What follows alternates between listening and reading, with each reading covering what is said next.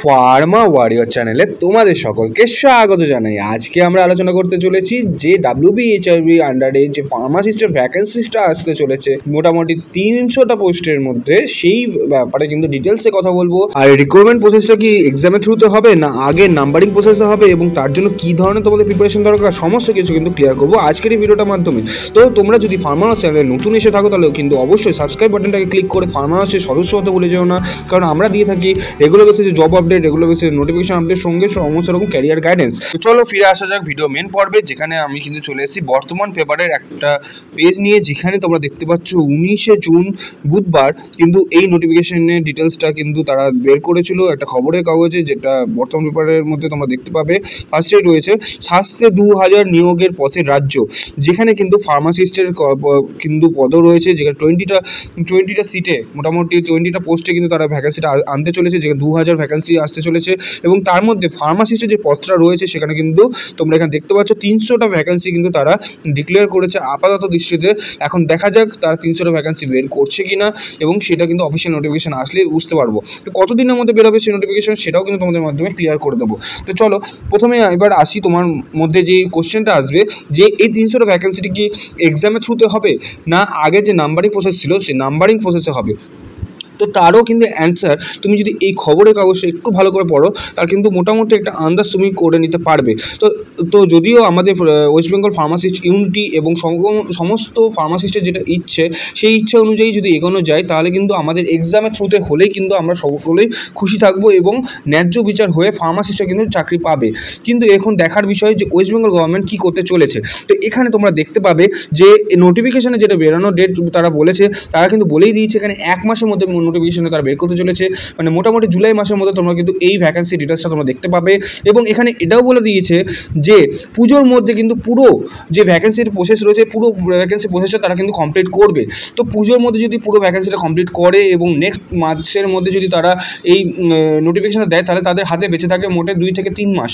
তো 2 থেকে 3 মাসের মধ্যে তারা এক্সাম কন্ডাক্ট করে তার রেজাল্ট বের করতে পারবে কি পারবে না সেটা তো ওয়েস্ট বেঙ্গল গভর্নমেন্টের কর্মকর্তারাই বলতে পারবে। যদিও এটা নতুন সিস্টেম তো একটু হয়তো টাইম লাগতেই পারে, বাট আমার মনে হয় না এখন তারা কিভাবে এটাকে নিচ্ছে এবং কতটা তারা ফার্মাসিস্টের দিকে তাকিয়ে তারা এই নোটিফিকেশনটা বের করছে। তো এর পরের প্রশ্ন যেটা তোমাদের মধ্যে জেগে উঠবে সেটা হচ্ছে কোথার থেকে জানতে পারবে যে নোটিফিকেশন বেরোলো কি বেরোলো না। তো তার জন্য কিন্তু WBHRB নতুন একটা ওয়েবসাইট চালু হয়েছে, সেটার ব্যাপারে বলে দিই www.hrb.wb.government.in। তারপরে কিন্তু তোমরা যদি অনলাইন অ্যাপ্লিকেশনে আসো তখন যখন শুরু হবে তখন কিন্তু তোমরা এখান থেকে করতে পারবে, এবং এখানেই কিন্তু সমস্ত নোটিফিকেশন ডিটেলসগুলো তোমরা দেখতে পেয়ে যাবে।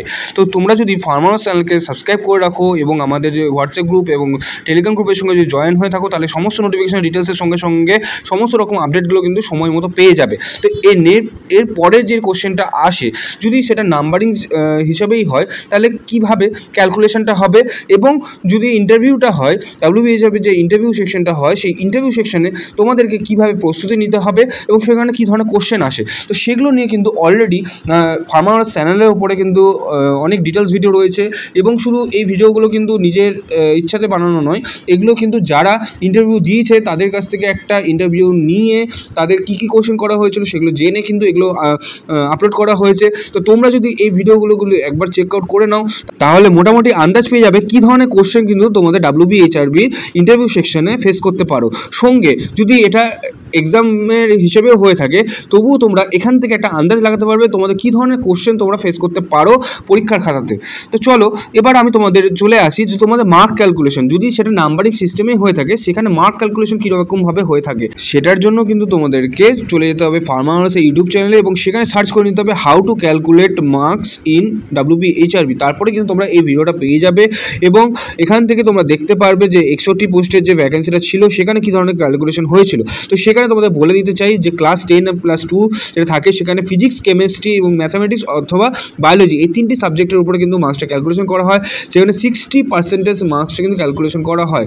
মানে এটা হলো যদি তুমি 70 পেয়ে থাকো এই 3টি সাবজেক্ট মিলিয়ে এবং তাতে তোমার 60% ক্যালকুলেট হবে, মানে 70 × 60/100 মানে 42 মার্কস কিন্তু তোমার এখানে ক্যালকুলেট হবে।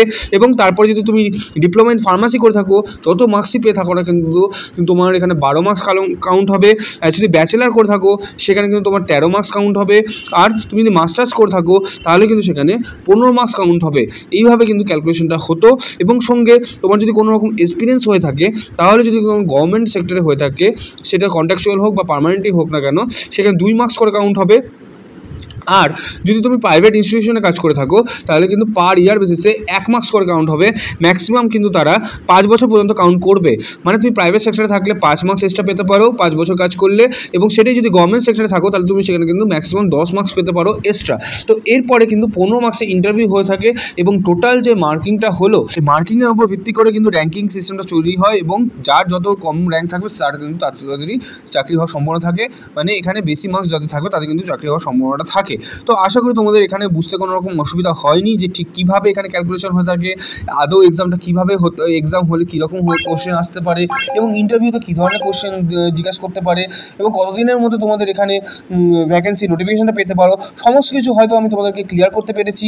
এরকমই যদি farmer regarding job update, farmer regarding notification, farmer regarding সমস্ত কিছু যদি খুঁটিনাটিভাবে জানতে চাও, সঙ্গে ফার্মাসির ভিতরে সবথেকে বেস্ট গাইডেন্স যদি পেতে চাও বিভিন্ন রকম জব রিলেটেডের জন্য, যেমন আপকামিং রেলওয়ে ফার্মাসিস্ট বলো, ডিএসএসবি এক্সাম বলো, তাছাড়াও যে এক্সিট এক্সাম হতে চলেছে, এই সমস্ত রকম ফার্মাসি রিগার্ডিং গাইডেন্সের জন্য কিন্তু তোমরা ফার্মাসের চ্যানেলের সাথে কন্ট্যাক্ট করতে পারো।